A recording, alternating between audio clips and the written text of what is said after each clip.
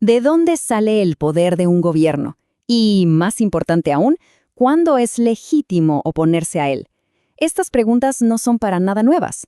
Hoy vamos a meternos de lleno en el origen de una de las batallas de ideas más importantes de la historia.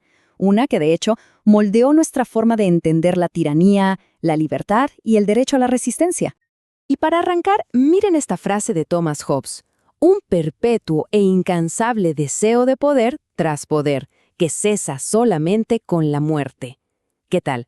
Esta idea captura perfectamente la tensión que vamos a explorar, ese miedo al caos y cómo ese miedo puede justificar un poder absoluto. Ok, este es el plan de hoy. Primero, la tiranía de una reina que encendió la mecha. Después, las ideas radicales sobre el derecho a resistir. Luego, el choque frontal entre dos visiones del poder. Veremos cómo un rey puede convertirse en un simple criminal. Analizaremos la respuesta de Hobbes con su todopoderoso Leviatán. Y por último, el legado, para nada esperado, de todo este debate. Muy bien, empecemos. Porque las ideas más revolucionarias, las más explosivas, casi nunca nacen en tiempos de paz. Suelen surgir de crisis muy intensas. Y la Inglaterra del siglo XVI, bueno, era una verdadera olla a presión a punto de estallar. El panorama religioso era un caos total. Primero, Enrique VIII rompe con la Iglesia de Roma. Después, su hijo Eduardo VI lleva a Inglaterra de cabeza al protestantismo. Pero, ¿qué pasa? En 1553, todo da un giro de 180 grados. Sube al trono su media hermana, María I, una católica devota y decidida a revertirlo todo, por la fuerza. Y cuando digo por la fuerza, no exagero.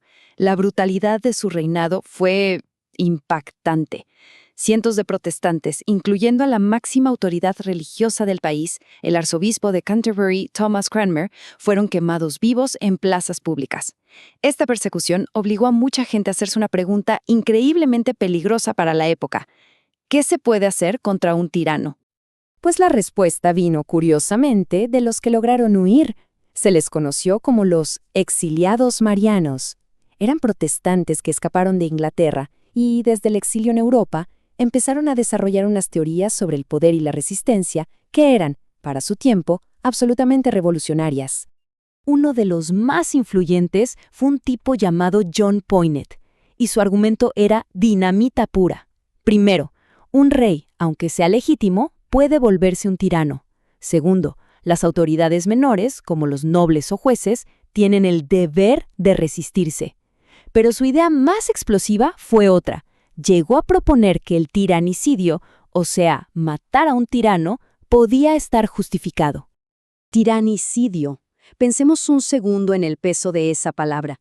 La simple idea de que podía ser legal matar a un monarca era una bomba atómica en el pensamiento de la época. Rompía con siglos y siglos de una tradición de obediencia casi ciega.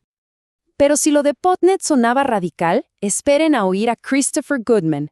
Él fue todavía más lejos. Dijo, ok, ¿y si los nobles y jueces no hacen nada? Bueno, entonces la gente común y corriente tiene derecho a levantarse.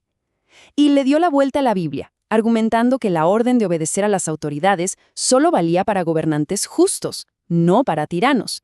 De hecho, concluyó que obedecer a un tirano era, en realidad, rebelarse contra Dios. Por lo tanto, resistir no era un derecho, era una obligación divina. Bueno, todo esto nos lleva directamente al corazón del conflicto, a la batalla de fondo. Una lucha entre dos visiones del mundo, dos ideas totalmente opuestas sobre de dónde viene, en última instancia, el poder. La cosa se puede resumir así. Por un lado, la visión del pacto.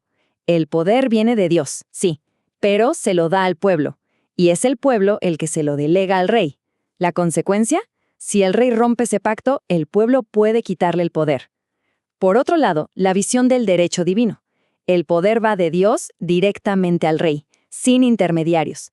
En este caso, el rey solo le rinde cuentas a Dios, y la gente no tiene ningún derecho a resistirse, jamás. Y que nadie piense que esto era un debate académico de unos cuantos intelectuales. Para nada. Estas ideas saltaron de los libros a la vida real y provocaron una de las convulsiones políticas más grandes en la historia de Inglaterra. Por ejemplo, el pensador escocés George Buchanan llevó la idea del pacto a su conclusión más lógica y aterradora para los reyes. Dijo algo así como: un rey que viola la ley automáticamente deja de ser rey y se convierte en un simple criminal, en un forajido, sin ninguna protección especial, sujeto a la ley como cualquier otra persona. Y en medio de la Guerra Civil Inglesa, surgieron grupos como los Levelers, los niveladores. Y escuchen bien lo que pedían, porque suena como si lo hubieran escrito ayer: libertad de religión, igualdad ante la ley, parlamentos elegidos con frecuencia, sufragio para los hombres con propiedades e incluso el derecho a no autoincriminarse en un juicio. Muchas de estas ideas, de hecho, terminaron influyendo directamente en la Constitución de Estados Unidos un siglo más tarde. Entonces, el punto clave es este: las ideas tuvieron consecuencias.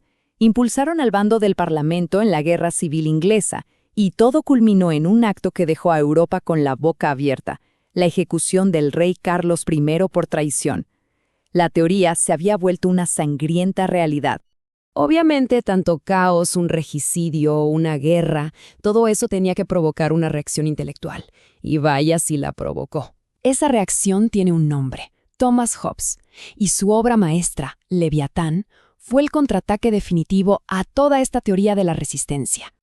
Para entender a Hobbes, primero hay que entender su punto de partida: la filosofía mecánica. Para él, el universo entero, incluyendo a los seres humanos, era como una gigantesca máquina, pura materia en movimiento.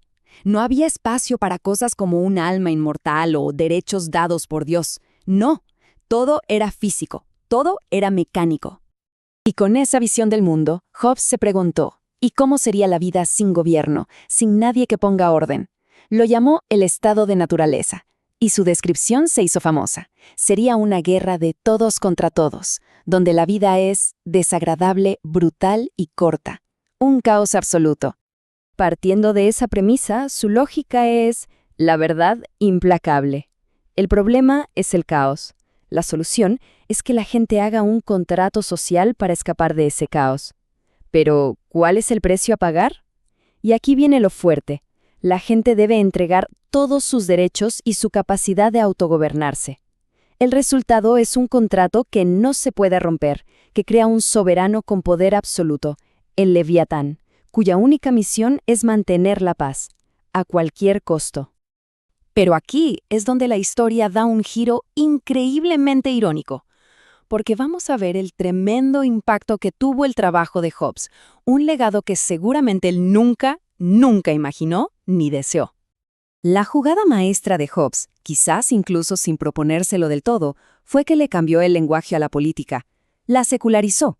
Agarró un concepto que era súper religioso, el del pacto, y lo convirtió en algo totalmente diferente. Y aquí se ve clarísimo el cambio. Antes se hablaba de pacto, una palabra con un peso teológico enorme.